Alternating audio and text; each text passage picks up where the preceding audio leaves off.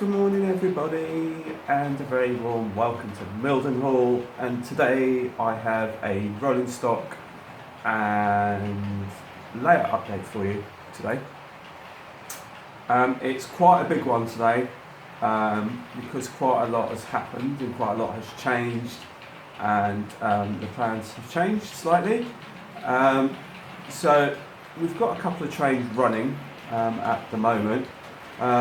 One is a Freightliner 57 just come into shop, and it's just been passed by a Class 47 with a mixed rate of NSC Mark II coaches by Bachmann. So firstly, I'd like to say that just to get the housework out of the way, housekeeping as it were. Firstly, I'm on the mend and things are going pretty well. Unfortunately, like I said, I'm still covered up, just to cover up my wounds and stuff, but apart from that, I'm not too bad. Just trying to recover and trying to get my strength up and build up my stamina again, because that's what I'm finding quite difficult at the moment with. I'm just getting quite tired. But I am going to the Hornby Great Electric Train Show on the Saturday, and I'll be going with Rails.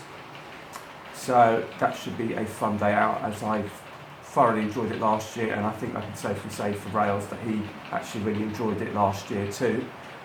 So we're both going this year as well. So hopefully I'll catch up with a great many of you over there and just have a day out really, because it'd be nice to catch up with a lot of you. It would also be nice to, I want to go and see Justin at Scumwell the Singing, because I want to pick up a few bits from him. But I'm not planning on buying anything that major from the store, from the exhibition, she says. But that is the plan. Can't really do that, because I've actually got a brand new train, a complete new train, a loco and rolling stock to go with that train. But that won't be on this video, that'll be on a separate video. Because I'd like to put some sound into that, which is another thing as well. So let's kind of get on with the layout update, as it were. So the first thing to notice is, the big major thing at the moment is I'm sitting down on my chair, and I've actually got a little desk now, and I've actually got the Hornby Elite out, and basically my Prodigy Express has given up the ghost. I'm not sure what's wrong with it. I think it might be a power issue thing with it, I'm not too sure. I don't know, I was having problems with it, trying to get Locos to respond to it, and it was just playing up constantly, and now it's finally just not responding at all, and I don't know why. And to be honest with you, if I get it back out, I've packed it away, but if I get it back out and try and plug it in and it works, I won't be exactly too confident about using it.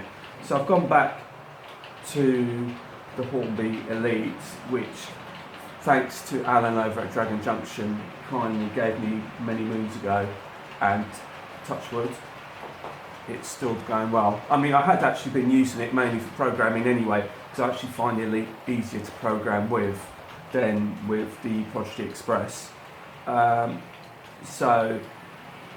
And it actually works quite nicely in this configuration for me, just to sort of sit back here and just sort of play around.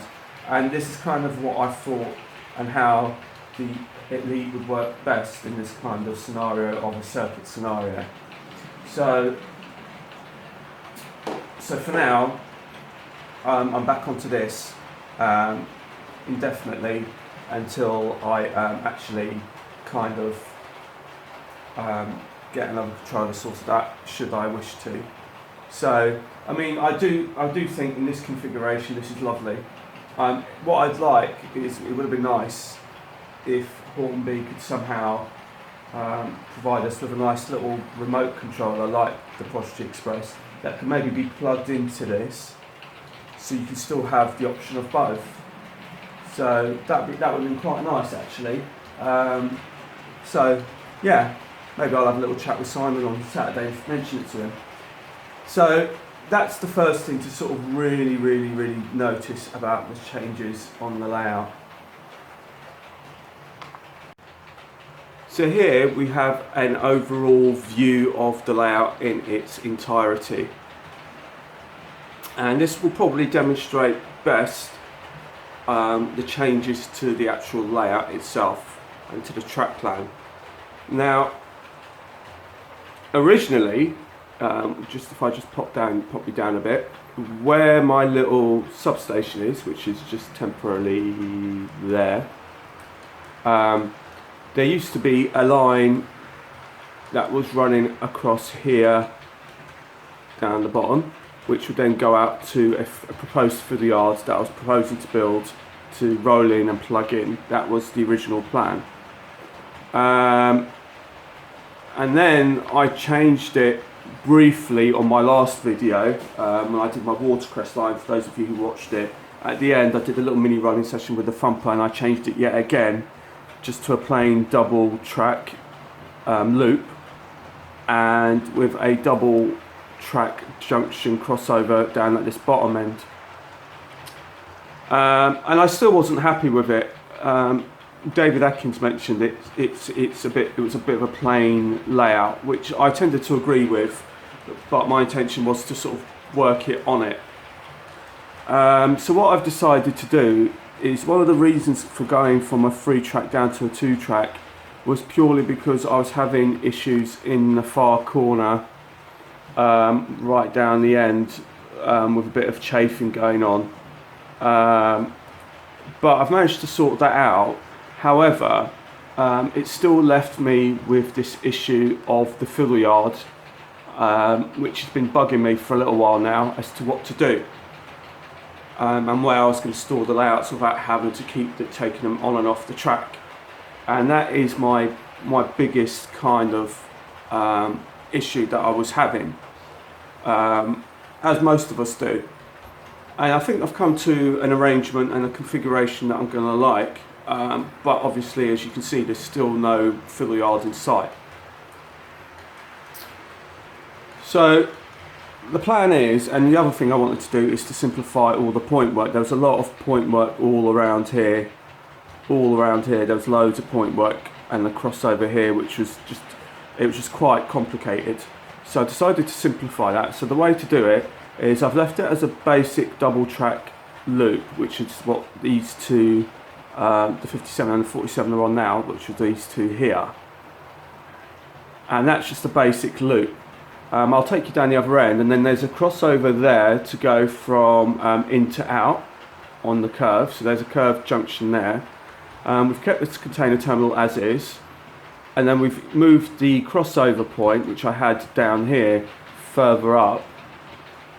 And basically we've now inserted this outer loop here, which is a single line bi-directional loop, and that then goes into another 2 platforms. So we've now actually managed to squeeze in 4 platforms into Mildenhall. Now the plan is that double track, that split, goes back into a single loop, single line at the end there, and it will basically end up going across there, across out the back, and it will end up going all the way across into the corner, basically come back on itself, drop down, and I'll either have a top layer where it's just a reversing loop back onto the layout, or I'll drop it down and utilise the space that's underneath the layout for a fiddle yard. And what that will mean is that basically in this central section where my living space is, there won't be anything here, and that will keep that free, and I can utilise the space underneath the layout for a fiddle yard. And to me, that seems to be the best solution to my fiddle yard issues, because I don't think I'm really going to be that particularly bothered to keep moving the fiddle yard out from this corner, move it out, plug it back in, and all the rest of it. So that's kind of why I think this is going to be a better solution. And I actually like this track arrangement, and it's running really, really nicely, as you can see. So I'm really happy. That's really cool.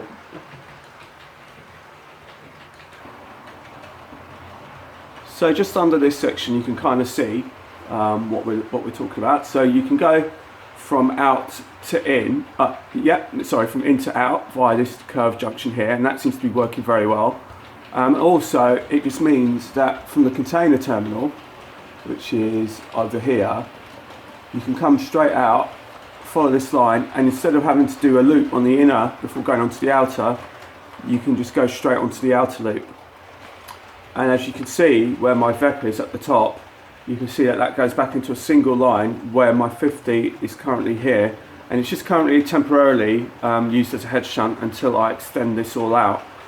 And like I said, I think this will be a better way of making use of the space that I have without encroaching on my living space.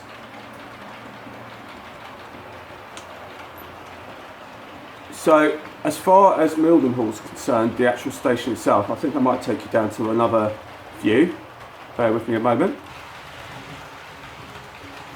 So as you can see from this view of Mildenhall station, we've now got a 4-track configuration which I've managed to kind of squeeze in. This kind of means that basically I can't use the overall canopies because of the width of the canopies to the platforms. But I might try and spin them the other way around and line them up horizontally rather than vertically, and I might give that a go, maybe. But the thing is, I do want lighting on this layout like I had at Beringer, and I want to recreate that, and I really liked it. So it might very well be that I go back to what I did before and create the old canopy style platforms that I did over at Beringer, which I really, really liked. So that's kind of what I'm now thinking about Beringer's Mildenhall station. The whole point of this layout was to sort of take things that I've learnt from Beringer and from Ringwood South and then apply them to this layout. So that's what I really kind of wanted to do. So that's what the plan is for that.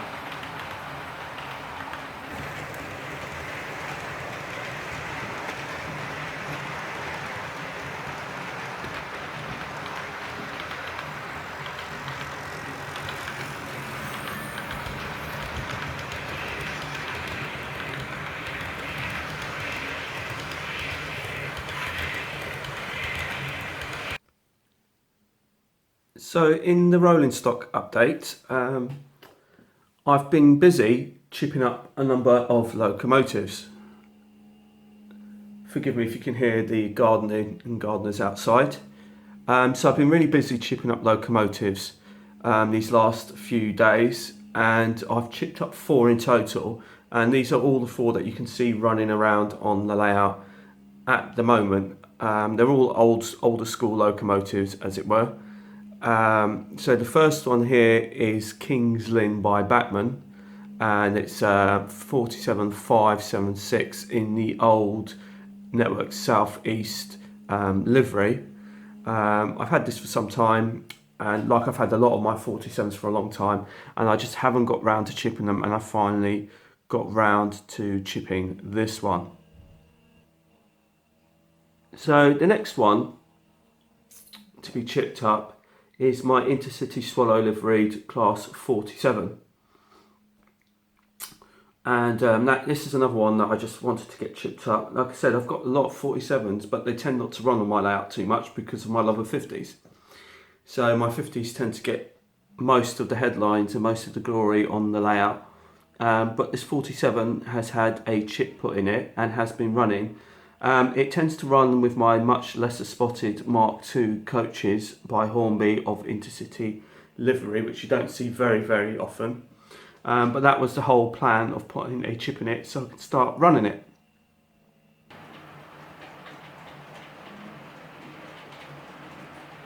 So my next one coming into shot, if I just shut it down slightly, there we go, is my class 47 in the sort of parcels livery. Sorry about this, let's just get a shaky hand. And so this is my class 47 in the parcels livery, and it's called Sir Rowland Hill 47474, and this particular 47 was the first one I chipped up, and it is also the one that I probably quite love the most. I think it's probably one of my more favourites out of my 47s. I do have an ex-Scott Rail one which I love a lot, but I do love this one just because of its colour. I love the colour of it and the contrast it provides with the blue grey coaches and the Network South East coaches, which it actually typically used to run with at the time back in the day. So, you know, and it just makes such a lovely contrast in colours. I do have a Royal Mail train which it also runs with, but I do actually like it in this combination of a mixed rake of blue grey and Network South East coaches.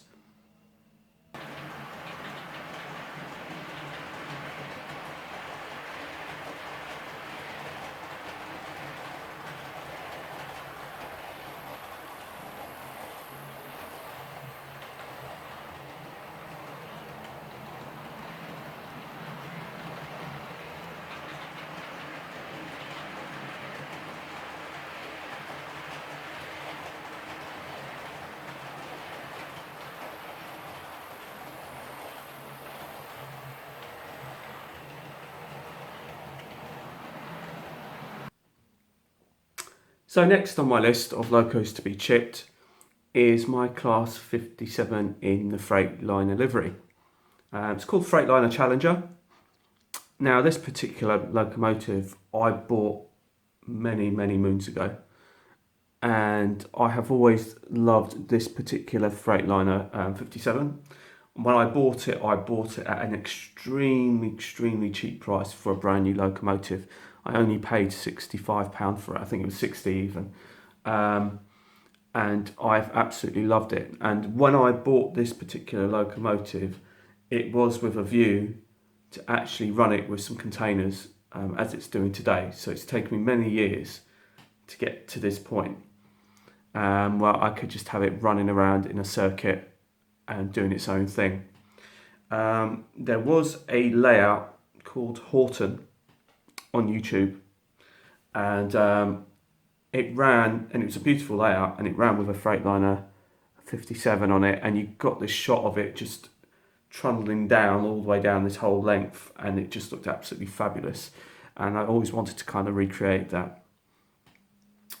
So I finally got a chip in this one. One thing to note, although it looks like the 47's next to it, this actually runs with an 8-pin chip, which I didn't realise. The box actually just said it was an old, because it's an older one. It just said it was DCC ready. It didn't actually say that it was an 8-pin or a 21-pin. So I was a bit surprised when I took off the body and it was a 8-pin chip that was needed in it, as opposed to a 21-pin chip, which most 47s tend to accept. So I put a chip in this, and I put the body on, and I heard a little bit of rattling going on, and I'm thinking, what's this? It turns out that the glazing, if you just see the glazing on the front there, had come away. Now, obviously, because this is a older locomotive, I'm guessing that the glue had just basically dried and become brittle and just wasn't effective. So I had to take it. Had to try and find a way of putting the glazing back on, and it was actually at this end. And it turns out it was a bit tricky because you had to remove the cab. But in order to remove the cab, you had to carefully remove the glazing on the sides, on this side, on the door, and on the other side, and carefully trying to prise it out without splitting the body and actually damaging anything else. So it took me a little getting used to, but I'm pleased to say that nothing was damaged or broke and the body didn't split. So it's actually back to its original condition, and I'm glad to have it back in use because I really like running a lot, and it also complements my Freightliner terminal and goes with my 70 that I own, and it also goes with my 66s. So I'm really pleased with this particular locomotive. And she looks particularly nice running with the containers, as Freightliner Challenger goes.